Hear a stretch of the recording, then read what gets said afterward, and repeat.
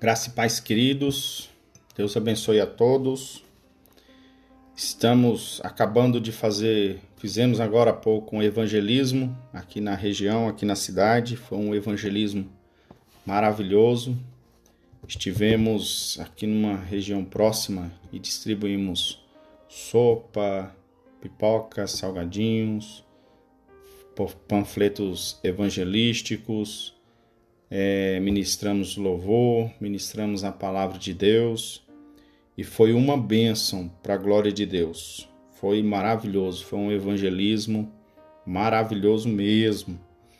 E nessa noite eu ainda quero terminar aqui a live de ontem, que a gente teve aqui problemas técnicos, problemas com a internet. Mas hoje, com a graça de Deus, não vai ter. Ontem eu consegui, com a graça de Deus, terminar uma perícope, né? Então, eu consegui caminhar até o verso 5. E como a nossa proposta é até o verso 18, então ainda tenho mais 3 perícopes, né? 2 perícopes. E ontem eu salvei o vídeo e o vídeo foi postado no YouTube. Então não salvei no Instagram, não está salva a live aqui no Instagram. E o que eu vou estar fazendo sempre vai ser salvar o vídeo e ir postando no YouTube. Eu achei melhor fazer dessa forma, tá certo? Então vou estar postando no YouTube. Ok, queridos, nós vamos então dar continuidade e eu vou começar primeiro Evangelho de João, capítulo 1, verso 6. Mas antes quero fazer uma oração pedindo a Deus que nos abençoe nesse momento. Amado Deus, eterno Pai, nessa hora, Senhor Jesus, te louvo por cada pessoa que vai estar assistindo neste momento, ó Pai, o ensino da Tua palavra. Te louvo por cada pessoa que irá assistir posteriormente. Pai querido, que o Senhor nos abençoe continuamente. Assim oro e assim creio, em nome de Jesus. Amém. Amados,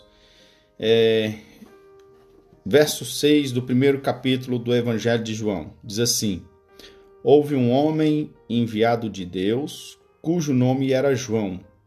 Este veio para testemunho, para que testificasse da luz, para que todos crescem por ele. Não era ele a luz, mas veio para que testificasse da luz. Ali estava a luz verdadeira que alumia a todo homem que vem ao mundo. Estava no mundo e o mundo foi feito por ele, e o mundo não o conheceu. Veio para o que era seu e os seus não receberam. Mas a todos quantos o receberam, deu-lhes o poder de serem feitos filhos de Deus, aos que creem no seu nome, os quais não nasceram do sangue, nem da vontade da carne, nem da vontade do varão, mas da vontade de Deus. E o Verbo se fez carne e habitou entre nós, e vimos a sua glória como a glória do unigênito do Pai, cheio de graça e de verdade. Até aqui, nessa perícope, para a gente desenvolver ela.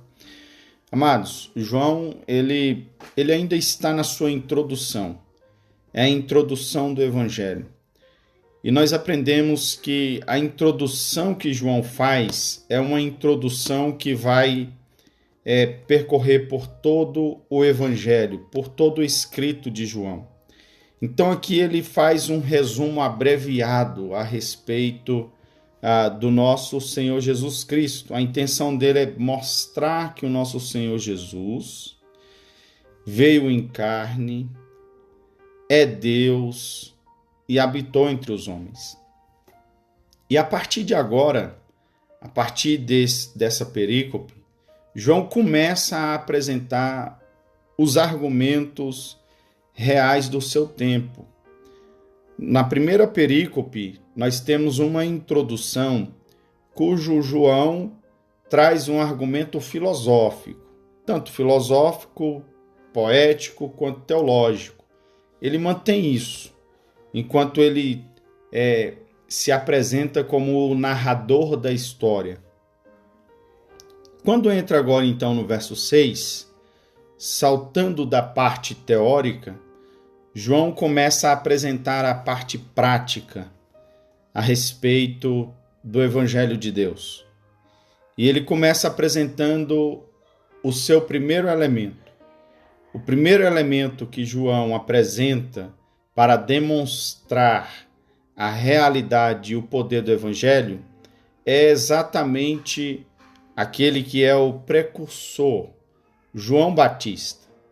É aquele que foi dito, voz do que clama no deserto, endireitai o caminho. E por isso no verso 6, diz assim, houve um homem enviado de Deus, cujo nome era João. E é esse João aqui que é apresentado como uma prova cabal da realidade histórica do nosso Senhor Jesus. Então João salta do argumento filosófico, onde ele apresenta o nosso Senhor Jesus como o Deus de todo o tempo, de toda a história, o Deus que criou todas as coisas e foi inserido no tempo. No princípio era o Verbo estava com Deus, o Verbo era Deus e habitou entre nós. Esse é o argumento de forma resumida que João apresenta. E esse foi um argumento teórico. Agora o argumento prático, ele pega um dos personagens da vida do nosso Senhor Jesus, pega João Batista e traz João Batista agora. E João Batista estava sendo considerado um grande profeta no meio de Israel. E de fato era. E João apresenta ele aqui. Só que ele apresenta ele como aquele que veio para testemunhar, para apresentar quem é o caminho. Então esse grande profeta, e aqui nós temos algo interessantíssimo a respeito dos profetas, porque quando nós olhamos para o Antigo Testamento, nenhum profeta fala a respeito de outro profeta.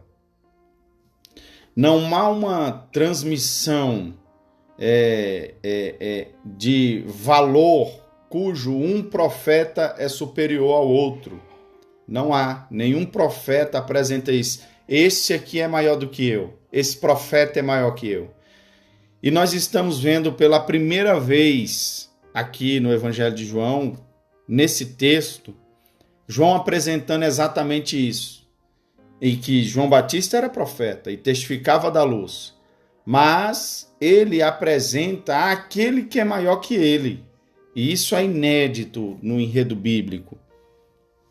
E no verso 7, diz: ele veio para testemunho, para que testificasse da luz, para que todos crescem por ele. Então é exatamente isso, para isso que João Batista veio, para apresentar e testificar da luz do nosso Senhor Jesus Cristo.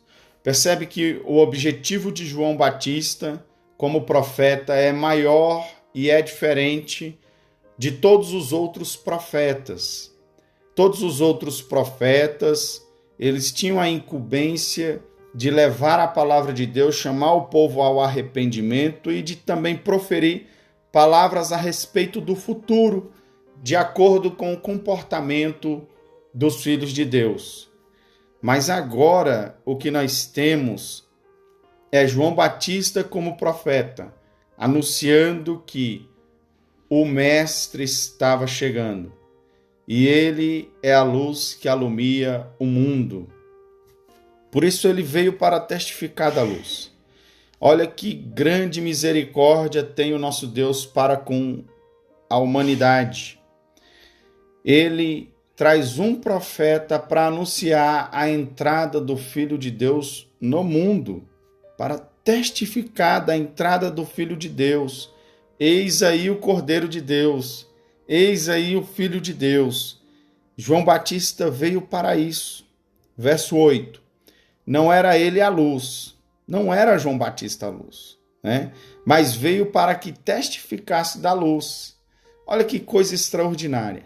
Ele era um grande profeta, mas não era ele a luz. Verso 9. Ali estava a luz verdadeira, que alumia a todo homem que vem ao mundo. Esse verso já começa a apresentar ou apontar para o nosso Senhor. Estava no mundo e o mundo foi feito por ele, e o mundo não o conheceu. Olha que coisa extraordinária. Agora João, de um modo muito mais simples e não filosófico, mais poético, ele apresenta aqui essa sentença contra nós, que é uma sentença que o Filho de Deus estava no mundo e o mundo foi feito por ele. Olha a grandeza do nosso Deus. Ele criou o mundo e habitou nele. E esteve debaixo das leis físicas daquilo que ele criou. Ele estava debaixo dessas leis. E olha que interessante. E o mundo não o conheceu. O mundo, uma vez mais, não conheceu o seu Criador. O nosso Criador estava no mundo. Porém, o mundo não conheceu o seu Criador. O nosso Senhor, que habitava agora no mundo, e ele estava nesse momento trazendo a luz para os homens. Ele é o nosso Deus, o Deus que alumia o homem. Verso 11. Veio para o que era seu, e os seus não os recebeu. Além de estar no mundo, ele veio para o que era dele, aquela nação que o Senhor constituiu como nação particular. E aquela nação não o conheceu. Obviamente que João está dizendo aqui é que as autoridades dessa nação não o conheceu. Porque o povo mais simples, humilde, o conheceu. E muitos seguiram nosso Senhor. Mas essa sentença é uma sentença contra a liderança, contra as autoridades. Esse evangelho é escrito posteriormente, não no momento em que Jesus estava fazendo seus prodígios. E por isso João apresenta essa sentença. Ele veio para o que era seu, mas o seu não conheceu. Por quê? Porque o Cristo foi crucificado. O Filho de Deus foi crucificado. O Deus que criou todas as coisas morre na mão dos homens, na mão dos seus. Aquele que ele criou mata ele. Olha que coisa mais intrigante para nós. Então, por isso João fala que veio para os seus e os seus não o conheceu. Verso 12. Mas a todos quantos o receberam, deu-lhes o poder de serem feitos filhos de Deus, aos que creem no seu nome. Então nós temos aqui agora uma sentença, que é uma sentença que ela põe um ponto final para aqueles que se diziam filhos de Deus, como sendo filhos de Abraão. E nós lembramos de uma resposta poderosa do nosso Senhor Jesus, que disse que das pedras o Senhor suscitaria filhos a Abraão. Então não seria eles exclusivamente uma nação cujo Deus estaria voltado somente para aquela nação. E agora João está mostrando para nós que todos quanto receberam, deu-lhes o poder de se tornarem filhos de Deus. Então todos agora, em todo o tempo, em todo o mundo, que crê que Jesus Cristo é o Senhor, esses, o nosso Senhor, dá-lhes o poder para serem feitos filhos de Deus. Olha que coisa maravilhosa. Verso 13. Os quais não nasceram do sangue, nem da vontade da carne, nem da vontade do varão, mas de Deus. Esse é o novo nascimento, né? Para todos nós. Os quais não nasceram do sangue. Ou seja, não é pela filiação sanguínea que João está mostrando aqui, que se torna alguém filho de Deus. Mas agora a filiação, ela é feita pela vontade de Deus, e a vontade de Deus foi que através do seu Filho, Cristo Jesus, todos nós nos tornássemos filhos de Deus. Essa é a vontade de Deus. Verso 14. O Verbo se fez carne e habitou entre nós, e vimos a sua glória como a glória do unigênito do Pai, cheio de graça e de verdade. Agora, João resume todo o seu argumento dos primeiros 5 versículos e traz para nós aqui essa realidade. O Verbo se fez carne. O Deus Todo-Poderoso agora é humano, agora é carne. Ele habita entre nós. Agora, o interessante é que João vai dizer: e vimos a sua glória, como a glória do unigênito do Pai, do Filho único do Pai, cheio de graça e de verdade. E quantas coisas João não viu, não é mesmo? Ele viu o Senhor transfigurar diante dele. Ele viu o Senhor andar sobre as águas, embora tenha sido Pedro que tenha caminhado por sobre as águas, mas ele viu aquelas coisas extraordinárias do nosso Senhor. E que em muitos dos relatos dos feitos do Senhor, é relatado de que não é esse, por acaso, o Filho de Deus, por fazer tamanhos milagres. Nunca ouvimos falar, né, que alguém tenha curado um cego de nascença, por exemplo. Então, ele é o Filho de Deus. João termina aqui a sua sentença que ele havia apresentado tanto filosoficamente, teologicamente, poeticamente. E agora traz um testemunho. Então, primeiro ele apresenta um argumento teórico e segundo, ele apresenta agora ou dá início aos testemunhos a respeito do nosso Senhor Jesus Cristo. Agora ele traz as evidências históricas, é isso que ele faz. Todos sabiam a respeito de João Batista. Verso 15. João testificou dele e clamou dizendo: este era aquele de quem eu dizia: o que vem depois de mim é antes de mim, porque foi primeiro do que eu. Ele apresenta agora a eternidade do Filho de Deus. Nesse texto, é isso que está sendo apresentado. É a eternidade do Filho de Deus.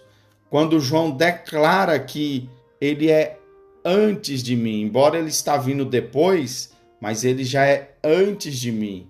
Então, é a eternidade do Senhor Jesus que está sendo apresentada aqui para os leitores do Evangelho de João. Então, mais uma vez, João está usando o testemunho de João Batista para comprovar aquilo que ele começou a dizer nos primeiros versículos, nos primeiros 5 versículos. Ele falou que Jesus Cristo era o Verbo e o Verbo habitou entre nós. O Verbo era Deus. E não é só da boca dele que está se falando isso, da tinta e da pena de João. Não. Mas isso vem também da boca de João Batista, que era um profeta conhecido do povo naquele tempo. Então, o que está sendo relatado é algo que todos sabiam. João Batista esteve aqui e ele declarou essas coisas. E nós agora, discípulos que estamos falando a respeito dessas coisas, apenas confirmamos aquilo que foi falado por João Batista e aquilo que nós mesmos presenciamos. Verso 16. E todos nós recebemos também da sua plenitude, com graça sobre graça. Aqui João já está falando da sua experiência particular. Ele agora evoca a sua experiência particular com o nosso Senhor Jesus. Então, primeiro, verso de 1 a 5, João apresenta o seu argumento teórico a respeito do Filho de Deus. Versos 6 a 14, João vai apresentar, ou até mesmo até o 15, João vai apresentar o argumento cujo dá testemunho a respeito de Jesus, que é o argumento prático da vida de João Batista. Verso 16 agora é o argumento em que eles são testemunha dessas coisas. Eles viram essas coisas. Eles viram toda a glória do unigênito. Eles contemplaram tudo que Jesus fez. Então percebe que o argumento de João, do Evangelho de João, é um argumento que ele é progressivo. Ele se desenvolve.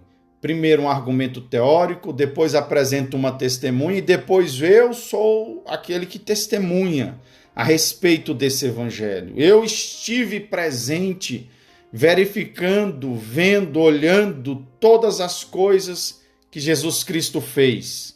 Olha que graça extraordinária. Então, primeiro um argumento teórico, depois um testemunho exterior e agora o testemunho interior.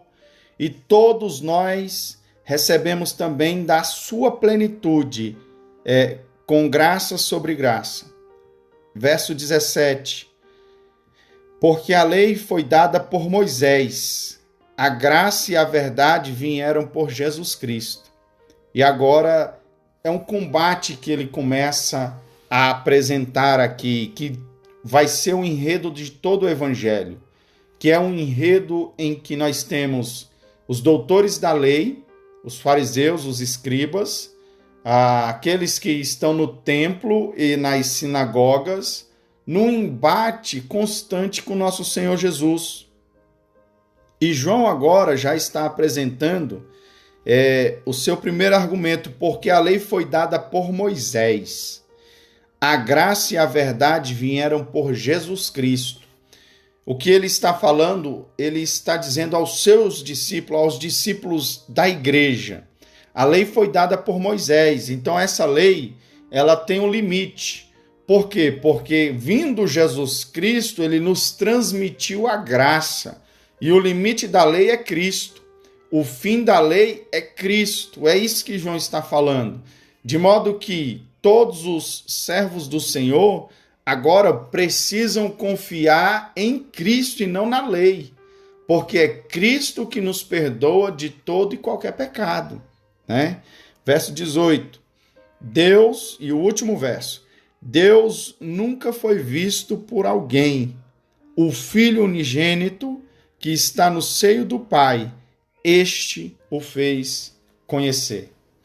Esses primeiros 18 versículos do Evangelho de João, capítulo 1, são os versos mais brilhantes que nós podemos contemplar no Novo Testamento e, por que não dizer, no Antigo também.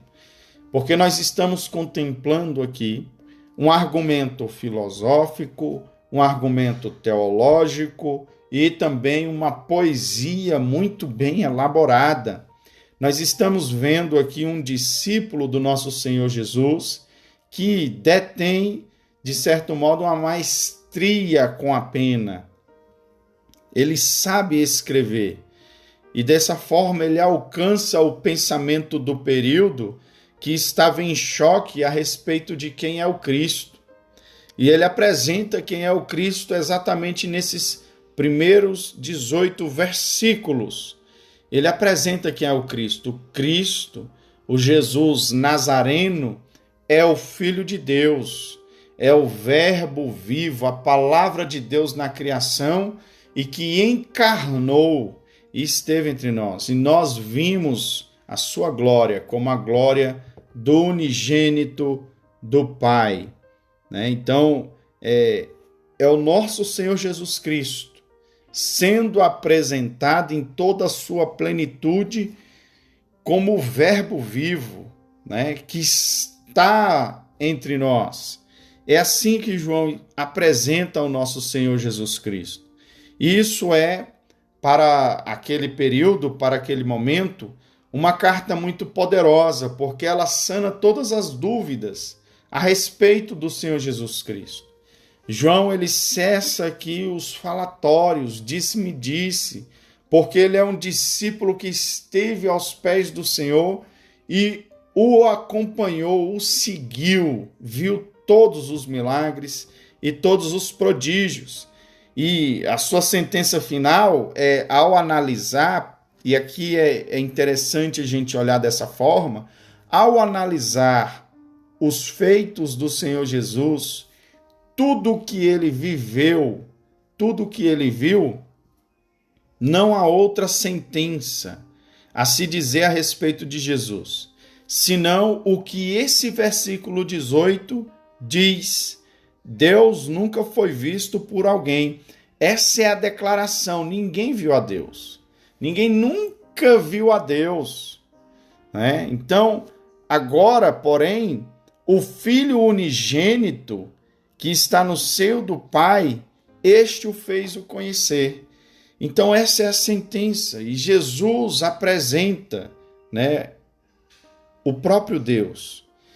É interessante quando os discípulos chegam para o Senhor e dizem assim: Mestre, mostra-nos o Pai, isso nos basta. E ele responde assim: há quanto tempo estou convosco e vós não me conheceis ou não me creais, né? Então, João está declarando exatamente isso. O que nós vimos é impossível de dizer o contrário. Jesus é Deus. Jesus não foi só homem, não foi só um espírito evoluído, nada disso. O que João declara aqui, apresenta nos primeiros 18 versículos, é exatamente um argumento consistente a respeito da divindade do nosso Senhor Jesus. Olha que coisa extraordinária, né? É uma palavra poderosa do discípulo João. Então, amados, encerro aqui esse complemento da live de ontem, tá certo? E assim nós conseguimos concluir mais uma live para a glória de Deus. Como eu disse no início da live aqui, eu não vou deixar a live salva no Instagram, mas vou estar salvando no meu canal no YouTube. Então, se você não me segue no YouTube, eis aí uma oportunidade, tá certo? Porque você vai poder pegar essa live aqui depois, esse vídeo que vai estar gravado, e vê-lo novamente. E aí você vai poder analisar, estudar novamente para aprender ainda muito mais a respeito da palavra de Deus. Amém, queridos? Deus abençoe todos vocês que estiveram comigo aqui neste momento. A cada um de vocês, vou ler os nomes aqui, até porque tem muita gente aqui. Alguns amigos aqui apareceu e eu fico feliz pela presença de vocês, nos motiva muito. A Regina, Deus abençoe. O Jones, meu querido, Deus abençoe. O Senhor é uma bênção, em nome de Jesus. A Yasmin, Deus abençoe. A Karine, Deus abençoe. A Adriana, Deus abençoe. Minha colega de seminário, foi a Adriana, né? Minha colega de seminário, que bênção, Deus abençoe. A Érica, Deus abençoe. E o T107, Marcelo Costa, Deus abençoe, meu querido, em nome de Jesus. Tu és uma bênção. Então, amados, Deus abençoe todos vocês e até a próxima quinta com mais uma live para a glória de Deus. Deus abençoe.